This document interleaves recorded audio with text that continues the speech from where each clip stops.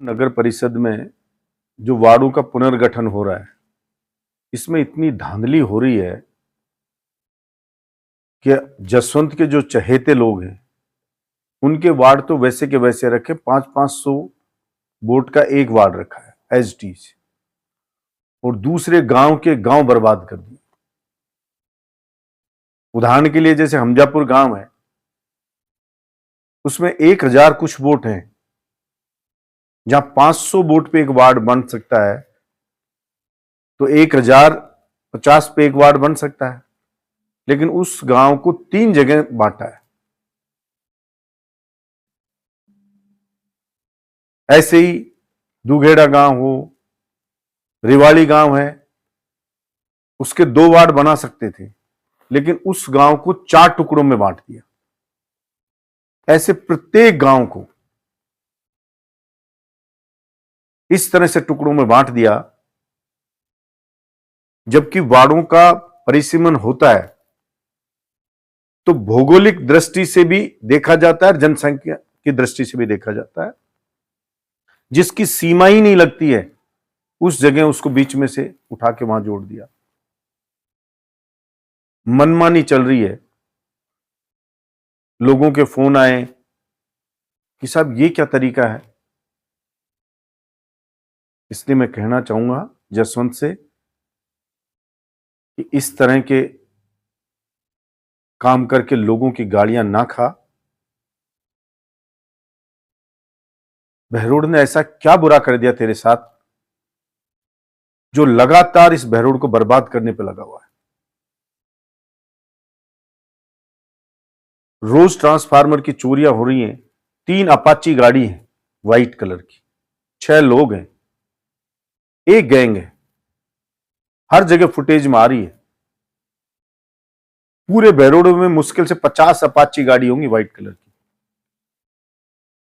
उनको तो पकड़ नहीं पा रहे हो, उनके लिए तो कुछ कर नहीं रहे हो। सीएससी पीएससी में डॉक्टर नहीं है, जहां एक एक सीएससी पे 5-5, 8-8, 7-7 डॉक्टर होते थे, वहां एक भी डॉक्टर नहीं है। ऐसा कभी नहीं हुआ। पीएससी पे नहीं है, जिला अस्पताल में डॉक्टर बैठते नहीं है, दवा है नहीं, जांच हो नहीं रही। ऊपर से कोई जाए तो उसकी पर्ची कट रही है, उससे वसूली कर रहे हैं। और ब्रिज वाला 80 लाख रुपए जमा कराएं, तब उसको मिट्टी उठाने के शुरू करने का काम दिया है। कितने दिनों से ये ओवरब्रिज बंद पड़ा था। किसी विभाग में कोई अधिकारी बैठ नहीं रहा है। गांव में पीने का पानी नहीं, हाहाकार मचा हुआ है। हमने लास्ट टाइम में जो बोरिंग स्वीकृत कराई, उनको इतने दिन तक रोके रखा। उनमें से कुछ हुई हैं, उसकी फोटो डाल रहे हो। हर जगह लूट मची हुई है।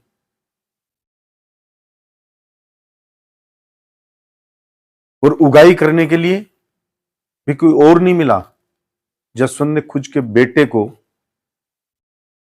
अपना दलाल नियुक्त करके बहरोड में छोड़ दिया। वो उगाई करता है। अब हम कुछ कहते हैं, नाम लेते हैं, तो कहते हैं मेरे बेटे का नाम क्यों ले रहे हो। अरे भाई, विधानसभा का चुनाव लड़ा 18 में उसने, तेरे बेटे ने, जनता ने जमानत जब्त के पास पहुंचा दिया। फिर 5 साल घूमा, बीजेपी से टिकट मांगा, बीजेपी पार्टी ने रिजेक्ट कर दिया। फिर वापस तूने उसको दलाल बना के बहरोड में छोड़ दिया। खुद तो आता नहीं है जसवंत, वो उगाई करता घूम रहा है, भाई भाई के झगड़े करवा रहा है, और उसके कहने पे ये गांव के टुकड़े हो रहे, वार्डों में गांव को बर्बाद किया जा रहा परिसीमन में। फिर आप कहते हो उसका नाम क्यों ले रहे हो। आपने उसको भावी प्रत्याशी घोषित कर दिया, फिर भी कह रहे हो नाम क्यों ले रहे हो। भाई, चुनाव लड़ेगा, राजनीति करेगा, तो विपक्ष में है, हम तो कमियां भी बताएंगे। मैंने तेरी पोतियों के लिए तो नहीं कहा कि वो शराब पीती हैं या उनका लीवर खराब है, क्योंकि मैं जानता हूं वो नाबालिग बच्चियां हैं, मैं उनके लिए क्या बोलूंगा? खुद ही पाप का भागी बनूंगा, कोई जनता मुझे ही पागल कहेगी। लेकिन तू तो मेरे नाबालिग बच्चा जो स्कूल में पढ़ता है, छोटा बच्चा, उसके लिए भी तूने तो अनर्गल बातें करी कि वो शराब पीता है, नाली में पड़ गया, कब पड़ गया, लीवर खराब हो गया। तू तो इतना नीचे गिरा, और मैं तो नहीं गिर सकता इतना नीचे, क्यों मैं जानता हूं तेरी पोतियों के लिए कहूंगा तो मैं ही पाप का भागी बनूंगा। उन बच्चियों का क्या लेना देना राजनीति से? मैं क्यों बोलूंगा उन बेचारियों के लिए? हाँ, तेरा बेटा है, उसके कुकर्मों को जरूर बताऊंगा मैं, और सारी जनता देख रही है, मैं कोई गलत बता नहीं रहा। इसलिए मैं कहना चाहता हूं, मेरा सुझाव है, मैं बार बार कह रहा हूं, इस बहरोड की जनता ने वोट दिया तेरे को, इसकी सुध ले, और एक बार गांव की चौपाल पे जा, सारे गांव नहीं, 20-30 गांव की चौपाल पे जा, तो जसवंत तुझे पता लगे यार कि जनता तेरे बारे में क्या सोच रही है, कितना गुस्सा है जनता का। अभी तो गर्मी शुरू भी नहीं हुई है तो ये स्थिति है, बिजली आ नहीं रही है, वीसीआर काट रहे लोगों की, लोग भय में जी रहे, डर में जी रहे।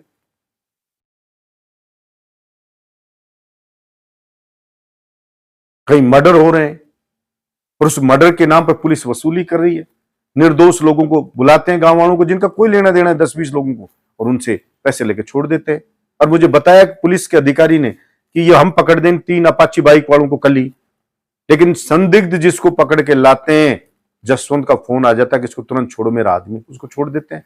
पूछताछ ही नहीं कर पाते तो हम पकड़े कैसे?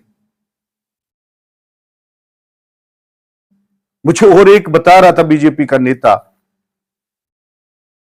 कि जसवंत जाकर के जयपुर सीएम के अभी 10-5 दिन पहले हाथ जोड़ रहा था, क्या बलजीत यादव पे कोई केस कास करके उड़ जाओ ना। तो मेरे खिलाफ जिस व्यक्ति को मैंने जीवन में शकल से नहीं देखा, कभी जीवन में कभी मिला नहीं, उससे SC/ST का केस दर्ज कराया कि साहब इस और ईडी फेल होगी, एसीबी फेल होगी, सब फेल हो गए, तो सब SC/ST केस में बलजीत यादव को बंद कर दो। तो मैं डरता हूं क्या जसवंत तेरे इन फर्जी केसों से?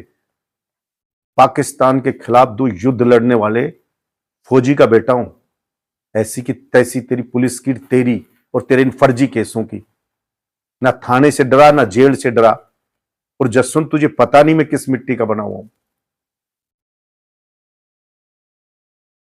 कह रहा है वहां पे सब पुलिस के सब बहुत खिलाफ बोल रहा है सरकार के, तो मैं इनसे डर के चुप होऊंगा क्या? तेरे SC/ST के केस से डर से मैं चुप हो जाऊंगा क्या? अभी तो मैंने लड़ाई की शुरुआत भी नहीं की है, अब तो आगे आगे देख तू मैं क्या करता हूं। और डरना तो बलजीत यादव ने सीखा ही नहीं किसी से। 40 साल राजनीति करूंगा और डायरी में नाम लिख रहा हूं, भ्रष्ट अधिकारियों के भी, कुकर्मियों के भी, उन सब का हिसाब होगा। राज कभी सदा एक सा नहीं रहता है, समय भी सदा एक सा नहीं रहता है। समय की विशेषता है कि वो पलटता जरूर है, और तेरा समय जसवंत खत्म होने वाला है।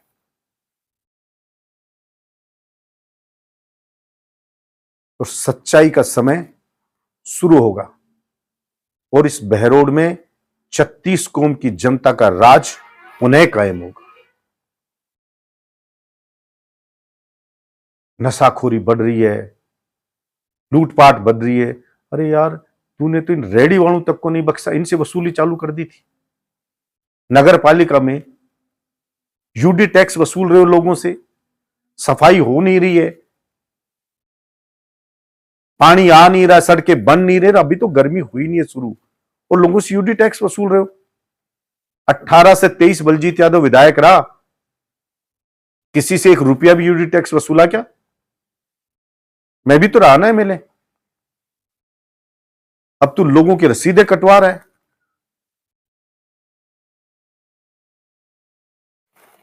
और शर्म भी नहीं आती कि कचरे के ढेर लगे हुए हैं और लोगों से यूटी टैक्स ले रहा है। और मुझे तो बताया भी कि अब गांव में और जोड़ रहा है, नगर परिषद से उनमें भी यूटी टैक्स चालू करवा रहा है। कह रहा है जल्दी से करके इनमें गांव से वसूलो यूटी टैक्स। फिर तो बेचारे रोएंगे जो नगर परिषद में जुड़े हो गांव वाले। तो अब वो यूडी टैक्स भी देंगे, कह रहा बिजली का बिल भी शहर वाला लो। मुझे तो कल एक ऑफिसर ने बताई कि साहब वो तो कह रहा है इन गांवों में भी वो यूडी टैक्स वसूलो, जल्दी जल्दी जल्दी करो। और गांव के टुकड़े टुकड़े करके गांव को बर्बाद कर रहा है। वो चाह रहा है इससे मेरे मेंबर जीत जाएंगे तेरे। भाई कमाल हो गया। गिरावट की भी पराकाष्ठा है। लेकिन मैं तो बहरोड की जनता से कहूंगा फिर भी हौसला रखें।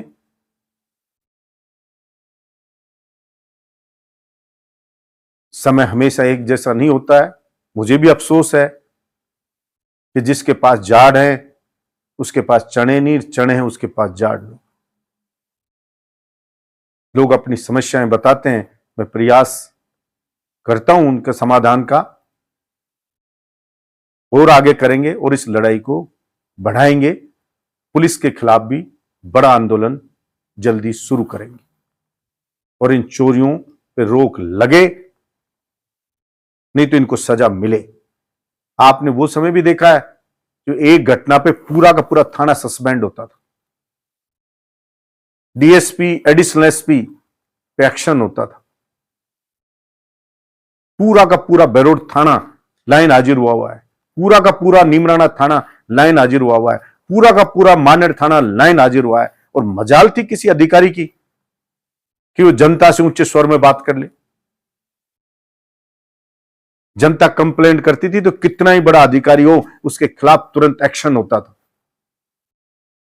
और एमएलए एक टांग पे खड़ा रहता था। मैं जितने दिन एमएलए राज, शायद ही कोई दिन गया होगा, प्रतिदिन बहरोड में मिडवे में जन सुनवाई होती थी। दीपावली के दिन, पूजा के दिन, दीपावली की उस दिन भी बलजीत यादव बहरोड आता था।